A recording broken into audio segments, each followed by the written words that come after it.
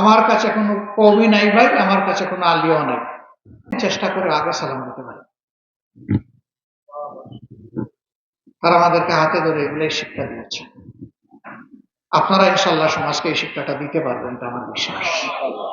আপনাদের পবিত্র মুখগুলো দেখে আমি আরো বেশি অধিক বিশ্বাসী এবং আত্মপ্রত্যয়ী হয়ে গেছি।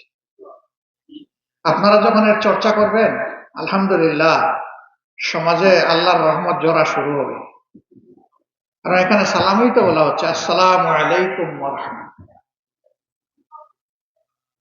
আপনার উপর শান্তিও হোক আর রহমত বর্ষণ। তা আল্লাহ সামিউন বাসির, এবং যিনি বলছেন যে আস্তাজিব লাকুম, তিনি কি আমাদেরকে রহমত দিবেন না? এই রহমতের সমাজটা ভরে যাচ্ছে। আমার সব কথা বলা উদ্দেশ্য নয়, সিম্বলিক কথাগুলো আপনাদের খেদমতে আমানত হিসেবে রেখে দিলাম। আমি চাই মদিনার মসজিদের সৌন্দর্য ইলমি এবং আখলাকি দুই দিক থেকে আপনারা হবেন আমাদের উস্তাদ, আপনারা হবেন আমাদের অগ্রগণ্য। আপনারা যেমন মেম্বরে ইমামতি করবেন, ইনশাআল্লাহ অদূর ভবিষ্যতে আপনারা সমাজেও ইমামতি করবেন ইনশাআল্লাহ। এই জায়গা যেদিন দেখব, সেদিন আল্লাহ তাআলার সিজদায় পড়ে কাঁদতেই থাকবো, শুকরিয়া আদায় করে। ওই দিনের অপেক্ষায় আছে। অতএব কিতাবুল্লাহর চর্চা এবং সুন্নতে রাসূলুল্লাহর চর্চা আর ইত্তেবা, এটা আল্লাহ তাআলা আপনাদের সবাইকে এক একজনকে মডেলে পরিণত করে, এবং আপনাদের মাধ্যমে এই জমিনকে আল্লাহ উপকৃত করুন। আমার ভাইয়েরা যে কথাগুলো বলেছেন, ওগুলা সব আমার মনের কথা। এই জন্য ওই দিকে আমি আর গেলাম না, দুই একটা শুধু আমি আবার রিপিট করেছি।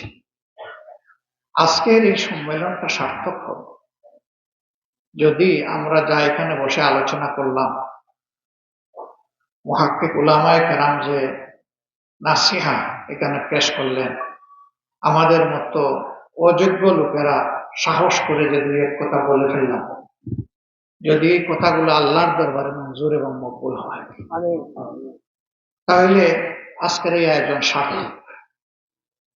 জমিনে সার্থকতা পাবে যদি আমি এবং আমরা এই কথাগুলোর উপরে সত্যি আমল করতে পারি, তাহলে জমিনও ইনশাআল্লাহ সার্থক হয়ে যাচ্ছে।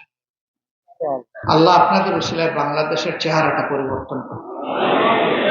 আমি আপনাদের আবার বলছি, আপনাদের মানে এই কয়েকজন মানুষ নয়, সমস্ত উলামায়ে কেরাম।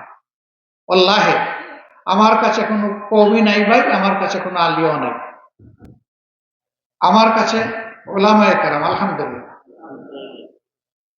আমি এটা মানব না।